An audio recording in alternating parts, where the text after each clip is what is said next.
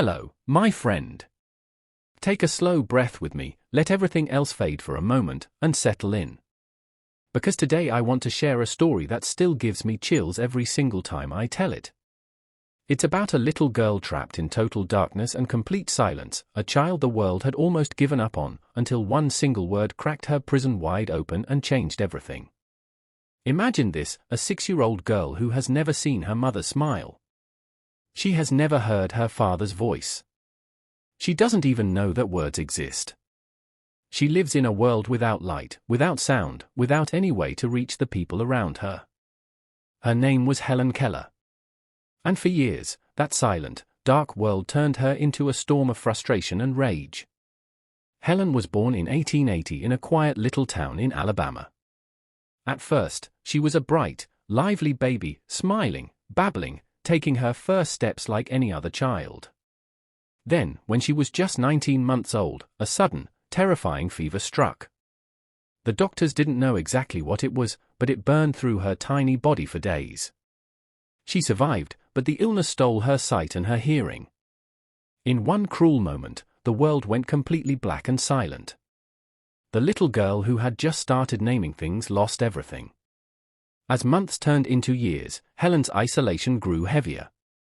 She couldn't ask for water when she was thirsty. She couldn't tell her parents she was scared or lonely. She developed a few basic gestures, nodding for yes, pulling someone's hand toward what she wanted, but they weren't real language. They couldn't carry her thoughts or feelings. Inside, her mind was sharp and curious, but it had no door, no window, no way to connect with anyone. That trapped intelligence turned into deep pain. She threw violent tantrums, screaming, hitting, breaking things. She once locked her own mother in a room. The house was chaos. Her family loved her deeply, but their pity only made things worse. They let her do whatever she wanted because they felt so sorry for her. No one could reach her. She was locked away inside herself, angry and alone. Her parents searched desperately for help. They read about a deafblind girl who had been taught to communicate, and they even met Alexander Graham Bell, who advised them to contact a special school in Boston. That decision brought a young woman named Annie Sullivan to their doorstep on a spring day in 1887. Annie was only 20 years old, half-blind herself, and she had survived a heartbreaking childhood in a poorhouse. She understood darkness and loneliness better than most. And she arrived with one clear mission: to teach this wild, unreachable child how to communicate. The early days were intense and painful. Annie quickly saw that pity had become Helen's biggest cage. So she set firm boundaries. She made Helen sit at the table, use a spoon, fold her napkin, simple things that sparked furious battles. Helen fought back with every ounce of her strength, hitting, screaming, even knocking out one of Annie's teeth. But Annie refused to back down.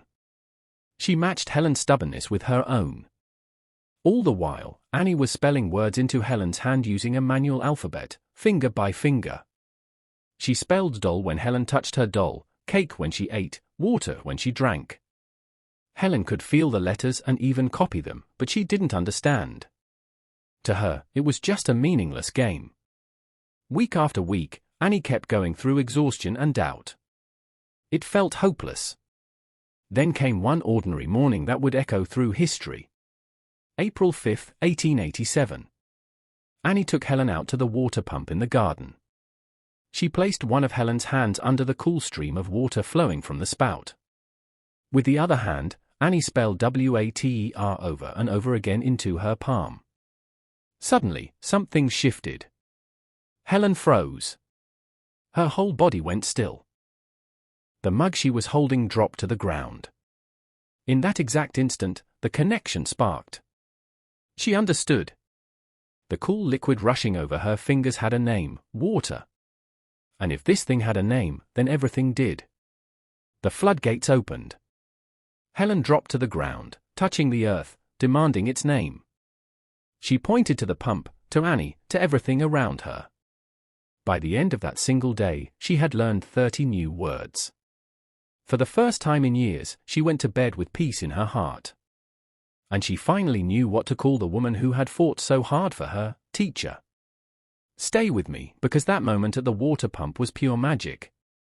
After nearly 5 years of living without language, Helen's mind woke up. Once she realized everything had a name, she became unstoppable. She devoured words like someone who had been starving. She learned to read Braille with her fingertips, to write on a special typewriter, and even to speak, feeling the vibrations of Annie's throat and lips and copying them, even though she had never heard a sound. It was slow and difficult, but she did it. Helen's progress was astonishing. She went on to attend college at Radcliffe, with Annie spelling every lecture into her hand. In 1904, she became the first deafblind person to graduate from university.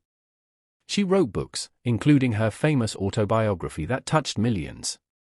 She became a powerful speaker, traveling to 35 countries, meeting presidents, and fighting for the rights of people with disabilities, for women's suffrage, and against injustice. Through every victory, Annie stayed right beside her for nearly 50 years.